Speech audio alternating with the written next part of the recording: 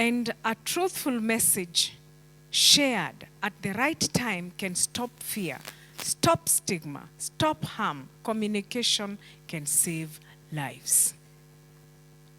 When we tell our mothers, our sisters, and we talk about children immunization, vaccination, and we tell the truth, it will save lives. And that is why your PR or your work in PR matters very much. You are not just storytellers, you are nation builders. So don't just tag yourselves as storytellers, but you can shape the conversations of a whole village by saying the truth.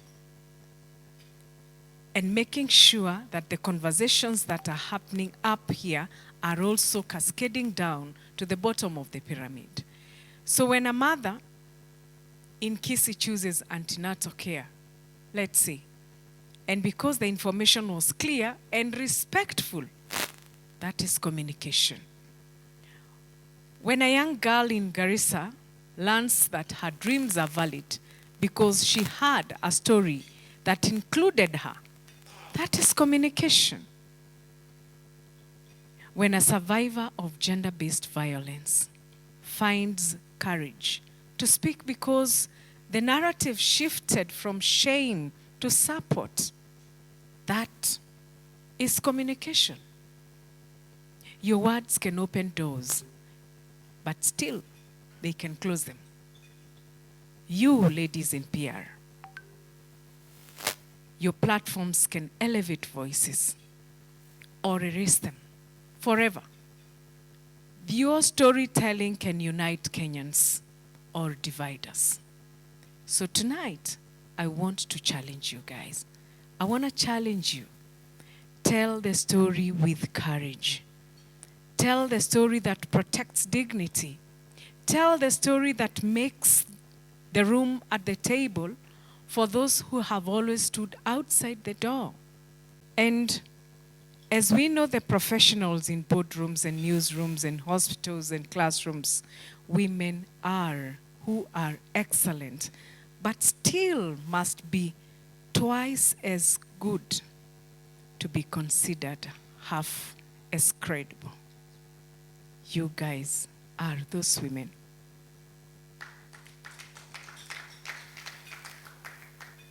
And so tonight, as we celebrate trailblazers in public relations, let us be clear that trailblazing is not simply winning that award. Trailblazing is being in your family, the first in your family to graduate. Nobody else has ever graduated. And then paying fees for the next one. It is speaking up in a meeting when silence is even safer. I don't know why you're not clapping, Nisawat. But it is also submitting your work again after rejection. It is leading with integrity when shortcuts are everywhere. In these boardrooms, we know that is the order of the day. When you see the shortcut, you say, this is the route. But you won't go far. When nobody wants you to say what is the right thing, and you're told, we will brief you, and you remain outside the boardroom, and the decisions are made, and you're not at the table, you have failed the women. On International Women's Day, this is not just a date on your calendar, ladies, but it's a mirror. It asks us to look back and remember the progress did not arrive by chance. It was carried, sometimes quietly, sometimes painfully, by women who kept going when the room was not built for them. In Kenya, we know these women because we know they are the mothers who wake up before dawn in Kibera, in Mathare, in Majengo, those who budget hope into a small team and still find a way to keep their children in school. We know it is the women who walk long distances in Turkana, in Marsabit, balancing jerrycans and babies, but still showing up for life with courage in their hands. It is that woman, the Mama Mboga in Gekomba, the trader in Kongowea, the farmer in Nyandarua, and the fisherwoman at the shores of Lake Victoria, the women who do not ask for applause, but yet they keep our economy breathing. Mentorship is not a nice thing to do when you have time. Mentorship is a responsibility. So don't just think, nikipata time, nikipata muda, nitapitia kwa wale wasichana,